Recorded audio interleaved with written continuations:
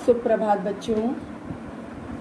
बच्चों। जैसा कि आप जानते हैं, जब हम कोई भी आयोजन करते हैं, कोई भी काम करते हैं तो उसको योजनाबद्ध तरीके से करते हैं और इसके लिए हम एक कार्यसूची या एक लिस्ट बनाते हैं कि हमको इस तरह से अपने कार्य को करना है।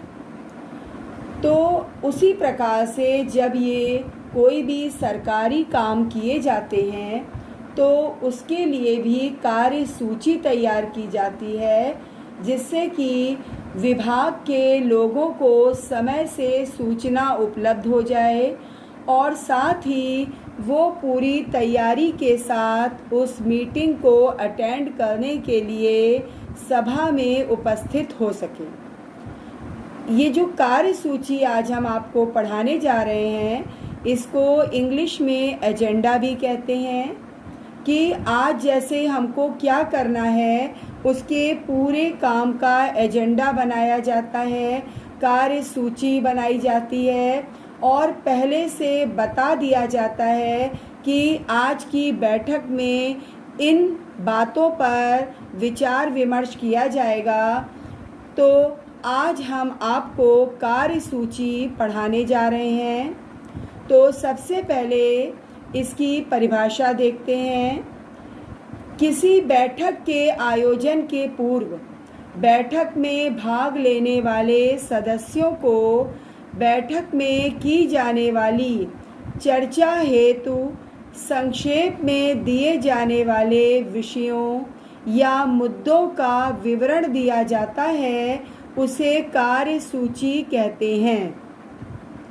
तो बच्चों, जैसे मान लीजिए कोई सरकार ने कोई बैठक आयोजित की, उसके पहले जो बैठक में लोग शामिल होंगे, सम्मिलित होंगे और जिस विषय पर चर्चा की जाएगी उसको संक्षेप में उसका विवरण, उस विषय पर उस मुद्दे का जो विवरण है वो दे दिया जाता है और इसी को हम कार्यसूची या एजेंडा नाम से जानते हैं। कोई भी कार्यसूची लिखने से पहले, बनाने से पहले एक प्रारूप से होकर गुजरना पड़ता है।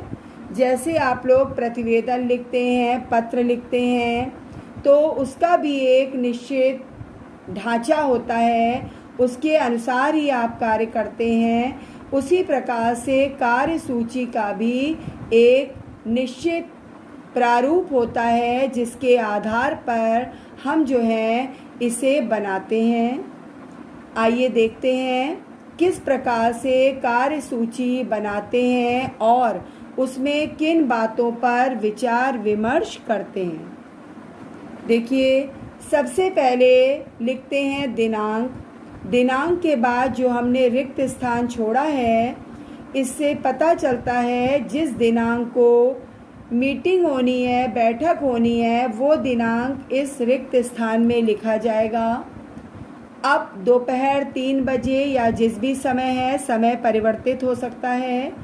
आयोजित होने वाली विभागीय राजभाषा कार्यान्वयन समिति की बैठक की कार्यसूची कि माने जो बैठक हो रही है विभाग से संबंधित, उसमें किन किन मुद्दों पर चर्चा की जाएगी, इसके बारे में एक कुछ पॉइंट्स दिए हुए हैं।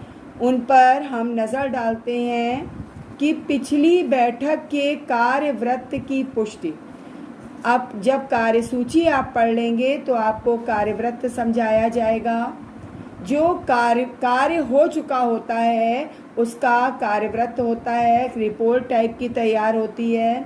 तो पिछली बैठक में जो कार्य किए गए उन कार्यों की पुष्टि की जाती है, उस पर विचार विमर्श किया जाता है। ये पता लगाया जाता है कि पिछली बैठक में जो कार्य हुए थे, जिन पर निर्णय लिया गया था, वो वास्तव में कार्यान्वित किए गए या नहीं किए गए।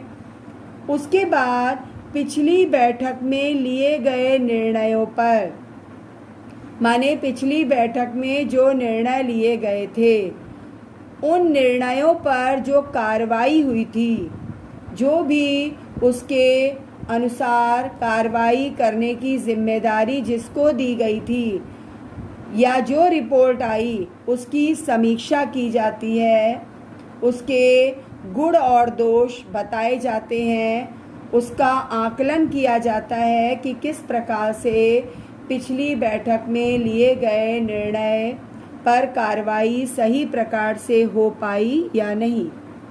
उसके बाद दिनांक फिर जगह छुट्टी है को समस्त तिमाही रिपोर्ट माने 3-3 महीने की जो रिपोर्ट होती है उसके आधार पर किए गए कार्यों की समीक्षा माने 3 महीने पर या तिमाही जो रिपोर्ट आती है उस पर जो भी कार्य किए गए हैं उनकी समीक्षा कि जो कार्य निर्धारित किए गए थे, दिए गए थे, वो वास्तव में सही प्रकार से हो पाए या नहीं हो पाए, उनकी भी समीक्षा की जाती है।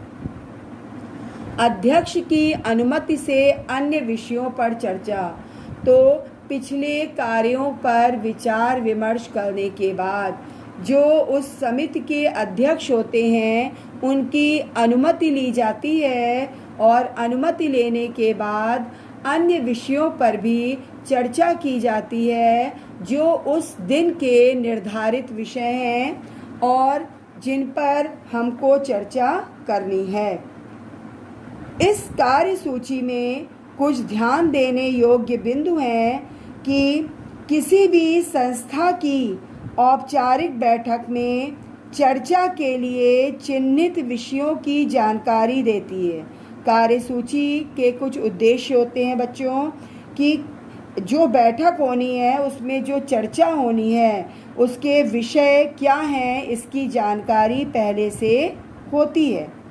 उसके बाद बैठक में सम्मिलित सभी सदस्यों को कार्यसूची पहले ही भेज दी जाती है जिससे सभी को निर्धारित विषयों पर गहनता से विचार करने हेतु पर्याप्त अवसर मिल सके, लोग पूरी तैयारी से आ सकें कि आखिर आज की मीटिंग में जो एजेंडा है उस पर क्या कार्य करना है, कैसे अपने विचार हमको रखने हैं।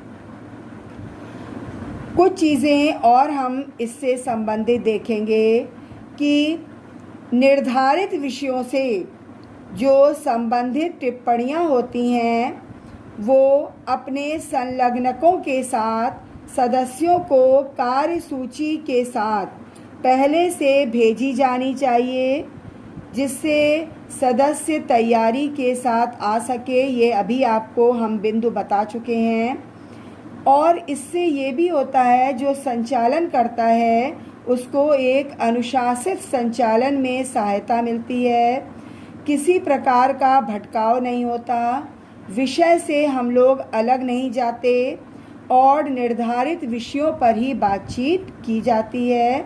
इस प्रकार से कोई भी कार्यसूची या कुछ भी बिना किसी उद्देश्य के नहीं होती। तो मेरे विचार से बच्चों कार्यसूची क्या होती है, इसके क्या उद्देश्य होते हैं, इनमें किन किन बिंदुओं पर चर्चा की जाती है, इससे आप अच्छी प्रकार से अवगत हो गए होंगे। अब हम आपको अगली कक्षा में कार्यवृत्त से परिचित कराएंगे। धन्यवाद।